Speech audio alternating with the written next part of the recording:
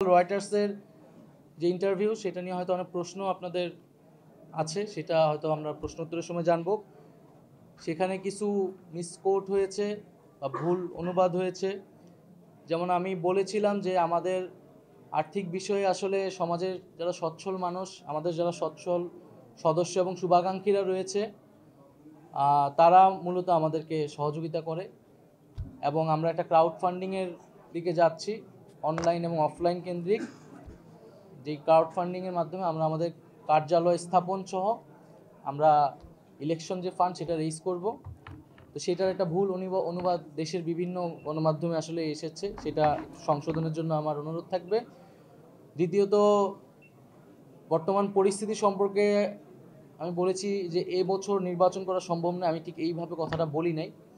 আমি বলেছিলাম যে এখন দেশের যে আইন শৃঙ্খলার পরিস্থিতি, সেই পরিস্থিতিটা পুলিশ যেরকম নাজুক অবস্থায় আছে, এইরকম নাজুক অবস্থায় নির্বাচন করাটা অনেক বেশি কঠিন হবে এবং এই পুলিশ প্রশাসনের কিন্তু একটা সুষ্ঠু নির্বাচন করার অভিজ্ঞতা দীর্ঘদিনের নেই, তাদের সক্ষমতা পরীক্ষা হয় না দীর্ঘদিন ধরে। সেই জায়গা থেকে আমি বলেছি যে আমাদেরকে অবশ্যই নির্বাচনের আগে এই যে পুলিশিং ব্যবস্থা আছে, আইন শৃঙ্খলার যে পরিস্থিতি আছে, সেটাকে অবশ্যই উন্নত করতে হবে এবং সেটার জন্য সরকারের পাশাপাশি রাজনৈতিক দলগুলো যারা রয়েছে, বিভিন্ন সামাজিক শক্তি যারা রয়েছে, তাদেরকেও এগিয়ে আসতে হবে এবং সহযোগিতা করতে হবে। এবং নির্বাচন যে কোনো সময়ের জন্য, নির্বাচনের জন্য নাগরিক পার্টি তার মানসিকতা এবং প্রস্তুতি রয়েছে এবং আমরা নির্বাচন সামনে বলেছি যে আমরা আমাদের জায়গা থেকে গণপরিষদ নির্বাচন দেখতে চাই জাতীয় সংসদের পাশাপাশি। তো সেটার আগে নির্বাচন কেবলমাত্র নির্বাচনী জাতীয় নাগরিক পার্টি বা এনসিপির এই মুহূর্তের একমাত্র দাবি নয়। আমরা গণপরিষদ বা জাতীয় নির্বাচনের কথা বলছি, কিন্তু তার আগে আমরা দৃশ্যমান বিচার কার্যক্রম দেখতে চাই এবং যে ঐক্যমত সংস্কারের জুলাই সনদ, যেটাতে সবার স্বাক্ষর হওয়ার কথা, জনগণ দেখতে পাবে কোন রাজনৈতিক দল জনগণের রাষ্ট্রের সংস্কারের পক্ষে আছে বিপক্ষে আছে, সেই জুলাই সনদটা আমরা নির্বাচনের আগে কার্যকর হিসেবে দেখতে চাই। যে জুলাই ঘোষণাপত্রর কথা উঠেছিল ছাত্রদের পক্ষ থেকে, সেটি আমরা বাস্তবায়ন দেখতে চাই দ্রুত সময়ের মধ্যে।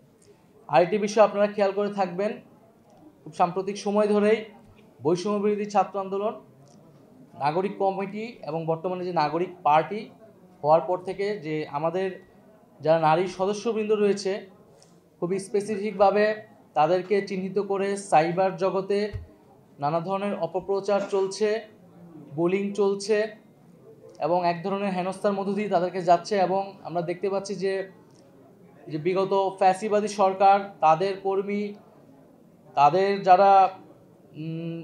তাদের সাথে যারা যুক্ত রয়েছেন নানাভাবে, সেই সকল মানুষরাই এই কার্যক্রমে অনেক বেশি যুক্ত হচ্ছেন। নারীদেরকে টার্গেট করা হচ্ছে পলিটিক্যাল স্ফিয়ারে, যাতে নারীরা রাজনৈতিক কাজে, দেশ গঠনের কাজে যুক্ত হতে না পারে, নিরুৎসাহিত করার জন্য, এবং তাদেরকে একটা মেন্টাল ট্রমার ভর্তি দিয়ে তাদেরকে নিয়ে যাওয়ার চেষ্টা করা হচ্ছে। আমরা এর তীব্র নিন্দা এবং প্রতিবাদ জানাই এবং আমরা মনে করি যে এটার জন্য যথাযথ ব্যবস্থা আসলে সরকারের জায়গা থেকে নেওয়া উচিত। সামাজিকভাবে আমাদের এই সকল নারী, যে কোনো রাজনৈতিক দলে যারা ফ্যাসিবাদের বিপক্ষে ছিল, তাদের পক্ষে আমাদের জোরালো কণ্ঠস্বর রেইজ করা উচিত এবং তাদের পক্ষে অবস্থান নেওয়া উচিত।